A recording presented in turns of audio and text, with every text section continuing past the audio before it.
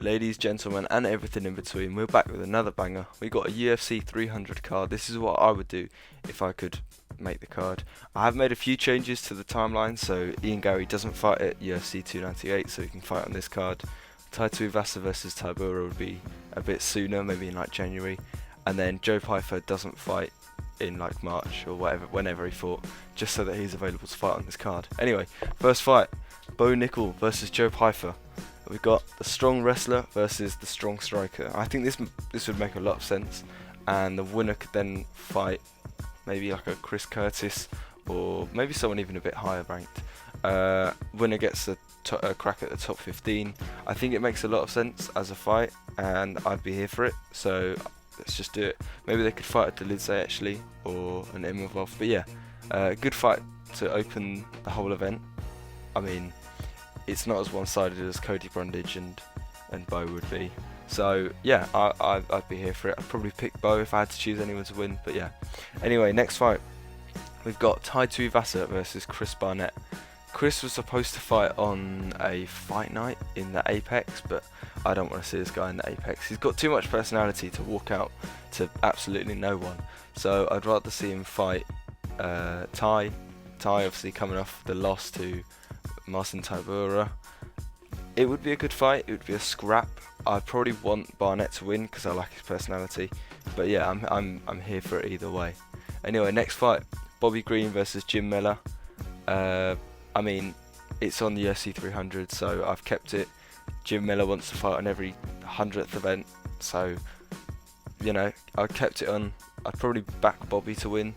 But yeah. Anyway, next. I'm going through the ones that are actually on the event. I'll go through quite quickly because they've already been made, so it makes a lot of sense. Next one, Figueiredo versus Cody Garbrandt is on the event. I want Cody to win because he had one of the most dominant performances in UFC history against Dominic Cruz, and I'm a fan of his, so I want to see him get back into the top 15. And I think this is a good fight because he's back on a winning streak, so it makes a lot of sense. Anyway, next, first piss break of the night, we've got Juliana Peña versus Kayla Harrison, not Holly Holm, because if this is going to be a number one contendership fight, which I think the Holly Holm and Kayla Harrison fight will be, then it makes sense for Kayla Harrison to fight the number one contender and, stick Holly Holm on a Apex main event or whatever. And I'd like to see this fight. I think I would probably back Peña, and if Peña wins, then she can fight Pennington for the title. I mean, am I gassed for this fight? No, not at all. But I think I'd prefer this fight than the Holly Holm fight, to be honest. Anyway, next we've got Calvin Kattar versus Aljamain Sterling. This fight's happening, so what can I really say? I think if Aljo wins this, which I hope he will, I hope he does, because I mean, I don't know much about Calvin.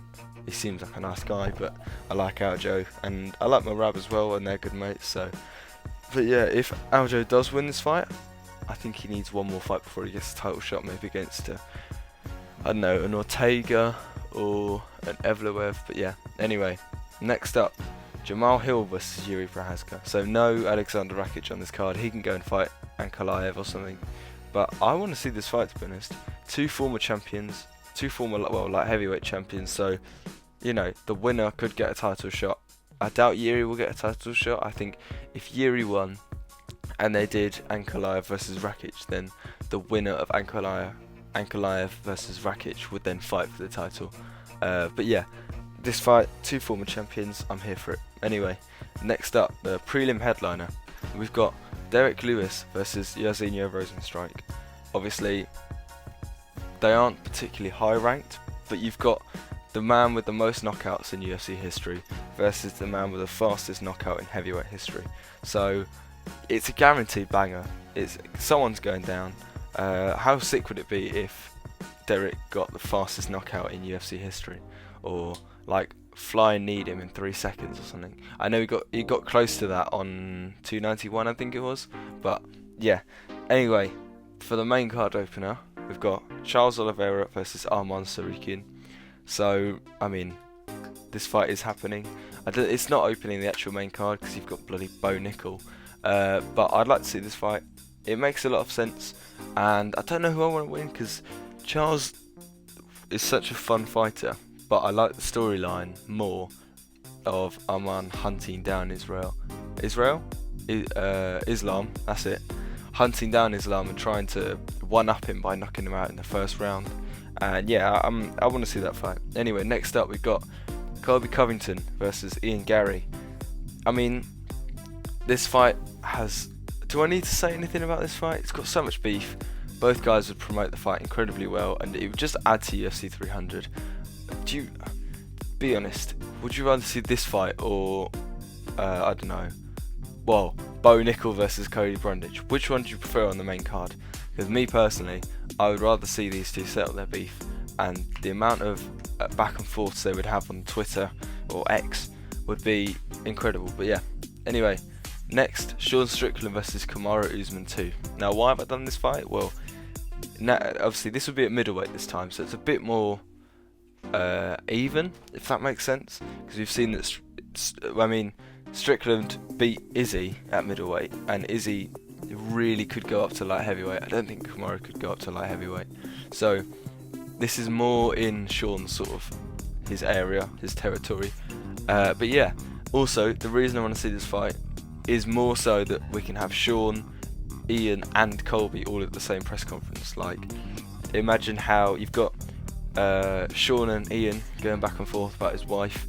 You've got Ian and Colby going back and forth about his wife, and then you've got Colby and Sean Strickland talking about the whole dad situation. But yeah, I want to see that fight. I want Sean on the card, and I want Kamaru to try and have another fight because I like Kamaru. But yeah, anyway, next we've got Justin Gaethje versus Max Holloway for the BMF title. It's happening on the actual event, so it makes a lot of sense. And the winner gets the title shot in their respective division. Obviously, I mean, if Justin wins, then he does have to wait for Islam to be done with, probably Poirier and the winner of Olivera and Tsarukyan. But if Max wins, then I think he should move back down to 145 and fight Ilya in Spain. If he loses, they could maybe give the main event in Spain to Volk or maybe Evloev, but I'm not sure. Anyway, next we have Zhang Weili versus Yan Xiaonan. It's happening. This is the featured fight of the night. It is happening on the actual card, so it makes sense. I've got 3 title fights on this card for UFC 300, so this is, the least hyped title fight on the card, I'd say. I'm not particularly fussed. Also, the BMF one doesn't really count as a title, but 3 world title fights is how I would promote the fight. But yeah, I'll promote the event, sorry. Yeah, big fight in China. If I was UFC, you could also have it main event a fight night in China, and that would be a big deal. But I don't know if they're doing shows in China, I'm not sure. Anyway, next, the co-main event, another piss break. We've got Alexa Grasso versus Valentina Shevchenko. It's their 3rd fight, so it makes sense to have it on UFC 300. Obviously, now we know they're going to have a tough The Ultimate Fighter series built around the show, around their fight, sorry. So it makes sense, but I would have just had it on the UFC 300 card. I'm surprised it wasn't on there, and I'm surprised they didn't do 3 title fights because it's their 300th event. It was a bit of a missed opportunity. But yeah, I would have this fight on there, just get it settled. Who knows, if Valentina wins a robbery, then you can have their 4th fight and have it be on, I don't know, a Pantoja versus Moreno 4 card or something like that, I don't know. But yeah, okay, for the main event I'm a bit stuck. So I have Alex Pereira main eventing, right? And I've chosen 2 opponents for him. I've chosen, I'll go with the one that I think is an easier fight for him. I've gone for Israel Adesanya. So Alex versus Izzy 3, obviously their 3rd fight. This would be for the light heavyweight title. And is it a deserved title shot? No. But is it one of the biggest, if not the biggest, rivalries in combat sports history? Yeah. So I think it makes a lot of sense. They've got so much history, like probably decades worth of history together. And I think that fight would make a lot of sense and would be a good... I'm surprised it didn't main event for UFC 300. I was quite shocked by that. And then the other main event I have, which would be, I have something in mind for this.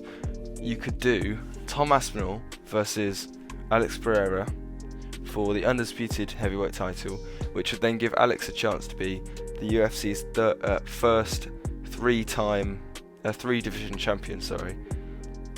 But say it's a close fight, you then have the UK card headlined by the rematch for the undisputed title, and then you have Leon on the co-main. So that way you've not got Tom defending an interim title, and then you've not got John holding on to his title. Him and Stipe could fight on the International Fight Week card. But yeah, I think that's what I would do at least. And yeah, that gives a chance for Alex to make history, because he realistically he's probably one of the UFC's biggest stars at the moment. Definitely bigger than a lot of champions like Pantoja and Duplessis, Leon Edwards. So yeah, this would be a great fight for UFC 300. I think that Tom would probably beat Alex. I'd be rooting for Alex just so he could make history, but I think Tom would beat Alex, and I think Alex could beat Izzy. But yeah, anyway, let me know your thoughts on this card down below. Do you think it's too unrealistic, or do you think that this is what they should have done, or something similar to this for UFC 300 instead of bloody Jamal Hill and Bo Nickal on the main card? I'm still fuming about that Bo Nickal fight, but yeah. Anyway, peace, love and guidance. I'm out.